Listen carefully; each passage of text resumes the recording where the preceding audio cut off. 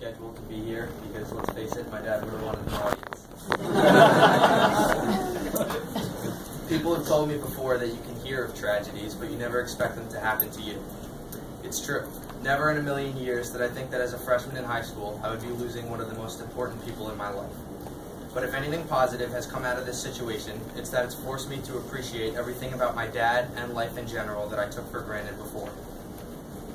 Sure, while my dad was alive, I knew he was a funny person, but now that I've reflected on his jokes, I fully realize how much he brightened my day.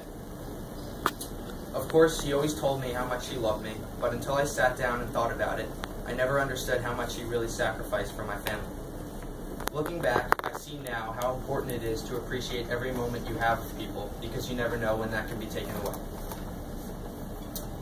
My dad and I had a great relationship, but of course, I still wish I had more time to hear his cheesy jokes and even just sit down and watch a football game.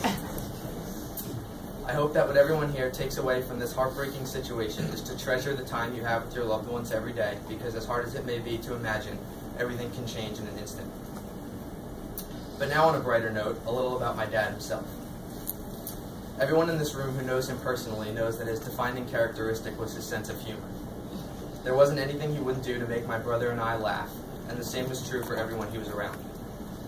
Some of his jokes were cheesy or borderline annoying, but he didn't.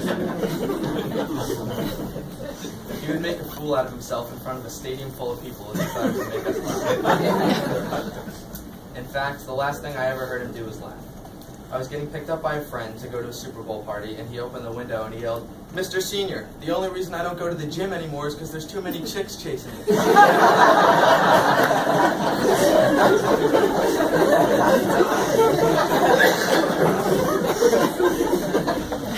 Mr. Senior then responded by saying, "Man, he really cracks himself up." My dad was notorious for that. He would laugh so hard at his own jokes that people would be laughing harder at his reaction. Once he laughed hard enough that it became contagious, he would say, "See, I told you it was Another famous attribute of his humor was when he would find a joke he liked, he would tell it over and over for days or weeks or even months. In fact, I was informed last night by some of his coworkers that a popular nickname for him around the office was T-Bone, because once he bit onto a joke, he would never let it go. Some of his jokes would come at a party and everyone would laugh, but other times he tried to make a wisecrack at the worst times, like during the quiet scene of a movie or in line at a grocery store with everyone watching.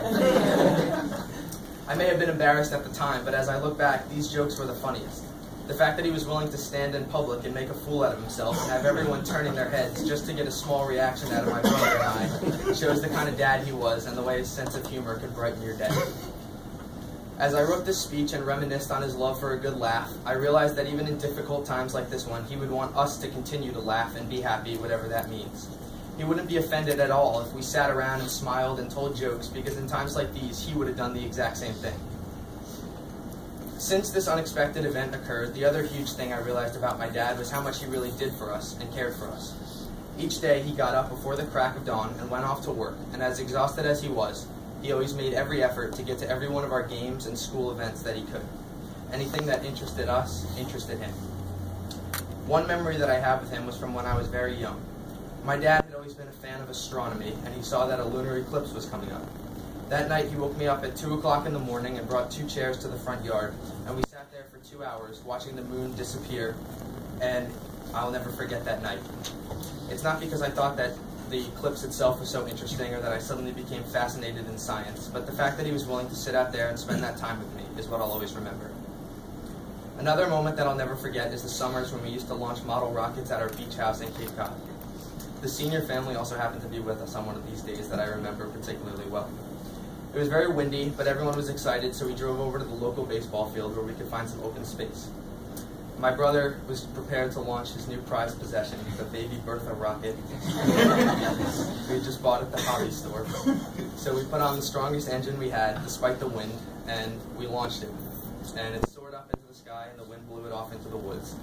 And we searched for it for a long time, and eventually we found it in the top of a tree, and we couldn't get to it. So as upset as my brother was at having lost the rocket, It was a memorable experience, and everyone who was there can attest to the fact that it was a great day with my dad.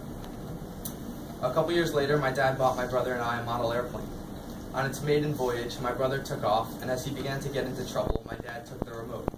He proudly flew around as if he were an old pro, but before I knew it, the plane was spiraling out of control and crashed into the woods near the park. Once again, never to be found. It's safe to say that these launches weren't the greatest successes, and probably a huge waste of money. His excitement was what counted, and there are moments that I had with him that I'll cherish forever. Another moment I can say the same about was our first camping trip. We set up our tents at Nickerson State Park in Cape Cod.